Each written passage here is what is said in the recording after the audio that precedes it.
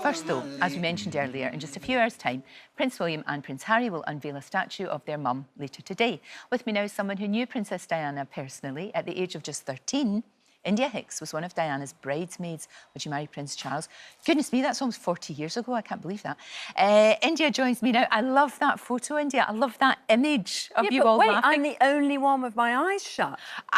That's not very good. That's not, babe, but you're all laughing and, well, apart from that wee lassie there, she looks fed up. But everybody else is laughing, so it's fine. That was a really wonderful moment. And in fact, I remember that Prince Andrew had made rather a dirty joke, and I cannot, for the life of me, remember what it was. I'm so glad. Yes, you might be pleased. I'm so glad that you didn't remember. Yeah. But that was a very special day. And, of course, Prince Charles is your godfather, isn't he? He is, yeah. So that was the relationship. Yeah. You know, you're very much involved in the royal family. When you were asked to be a bridesmaid, was it whoopee? No, I was slightly appalled because I was a complete tomboy and I had only really been riding bareback on ponies most of my life. I was in boarding school in the middle of the English countryside, and suddenly my very considerate, very involved and loving godfather said, would I like to be his bridesmaid? At first I thought, oh yes, and I felt real joy and pride. And then I thought, oh, I'm going to have to wear a dress. Yes, and a very floaty big dress it was too. I mean, this was the 80s. This was the 80s. I mean, this this was a fashion moment, let's face it. It was. Have you still got the dress? I do. And in fact, I've just come from the house in Oxfordshire and it sits beside my mother's dress because really unusually, my mother was a royal bridesmaid to the Queen. There we go. That's a snap that I took of the two dresses side by side. Fantastic. There's my mother's dress when she was a bridesmaid to the Queen, and mine, the 1980s moment there. So see your mum's dress. That looks really modern. You could wear that today. Everybody says the same thing, isn't it? And of course, the Queen got married just after the war had finished. Oh, there we are. There's my mum. And that was a very different time in England, obviously a very austere time. Yeah. And the general public all sent in their clothing ration coupons so that the Queen was able to have that wonderful netting for her dress. Beautiful. And memories of that day, I mean, it must have been quite surreal, you know, being there. Did you not at one point, were you in the glass coach? Well, the Cinderella coach? That's exactly right. I wasn't in the glass one, I was in a golden carriage. A golden carriage. But a horse-drawn golden carriage. And I have to say, you know, I've been lucky enough to have stood on that balcony before and to have seen some of the royal events up close, but I don't think I'll ever be riding down the Mall again in a horse-drawn golden coach. That was pretty spectacular. I mean, it is the stuff of fairy tales, isn't it? I mean, it's so sad. We know the story. We know it didn't work out. We know all of that. But on that day, it was so full of hope and love and happiness. And the whole country was celebrating, weren't we? That's exactly right. And what was extraordinary was that all those crowds, I mean, the whole of the nation was behind this. And in fact, it was a huge global event and, you know, massively televised, I think more than any other royal event had been before. Yeah. And unlike most occasions where there are big crowds, you feel that there I am with that dreadful haircut. What was I thinking? But most it was the 80s. Just keep saying it was the 80s. It was the 80s. It was the 80s. But most occasions when you have big crowds like that, they're protesting, they're in anger. And this, everyone was joyous. Everyone was excited and happy. It really united everyone. But there was a terrible thing that happened to you. No cake. You didn't get cake. What happened? I didn't get cake. I wasn't sure where you were going with that, but you're right. A terrible thing happened to me. I didn't get cake. Outrageous! Outrageous. Of course, there's a lunch that follows the ceremony. In fact, it's called a wedding breakfast. Yes. Where does that tradition come from? I don't know, because it's never breakfast. It's so mad. Yes, and you're having, like, lobster and it's breakfast. And afterwards, Diana invited me to go with her and her sisters upstairs when she went to get changed, which was kind of a wonderful moment. And she was so... Of course, looking back, she was so young, but she was so excited. And there was all this pandemonium of her getting into her going-away outfit.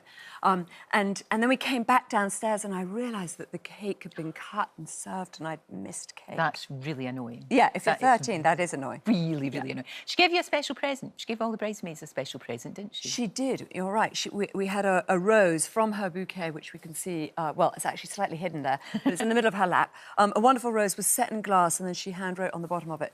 And I have it on my desk still to this day. She was very special. Which was it's lovely. such a shame, isn't it? You know, she'd be 60 now. She'd be a grandmother to 5 grandchildren, and you just wonder, you know, what would have been and what she could have done and what she could have achieved. And that's the thing that's been really, really good. We saw Harry yesterday at the charity, at the Well Child charity.